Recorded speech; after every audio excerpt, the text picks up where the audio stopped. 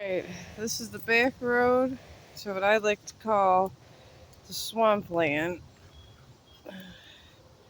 And Chong gets all excited about every little area about this.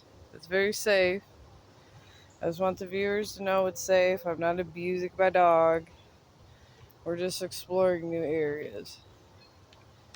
You would think that there'd be some kind of birds or something around here. Anything. Well, there's not.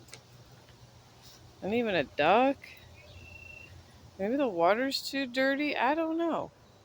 I don't think so, though. But it's very pretty.